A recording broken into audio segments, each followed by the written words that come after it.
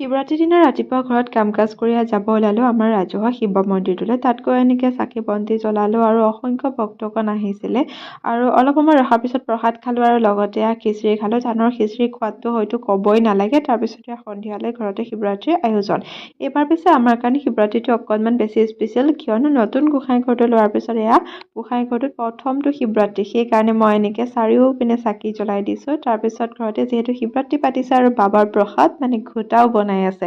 আৰু বৰ বেছি ডাঙৰকৈ পতা নাছিল যদিও থুলমূলকৈ পাতিছিলে। মাৰ লগৰ মানুহখিনিয়ে আৰু ওচৰৰ পাজৰৰ মানুহখিনিয়ে এনেকৈ নাম গালে। বহুত ভাল লাগিছিলে পৰিৱেশটো চাই। আৰু সঁচাকৈ শিৱৰাত্ৰি ফেষ্টিভেলটো মোৰ অন্যতম প্ৰিয় ফেষ্টিভেল। তাৰপিছত ঘোটা দিলে, প্ৰসাদো দিছিলে, কিন্তু মোৰ ফটো ভিডিঅ' কৰিবলৈ সময় নহ'ল। তাৰপিছত অৱশেষত সকলোকে প্ৰসাদ খিচিৰি খোৱালে আৰু সকলোৱে খুব ধুনীয়াকৈ খালে, ভালে লাগিলে। আচলতে ভকতক খুৱাব পৰাটো এটা বহুত ডাঙৰ আশীৰ্বাদ নহয়নে? আৰু শিৱৰাত্ৰি ব্লগটো ইয়াতে সামৰণি মাৰিছোঁ।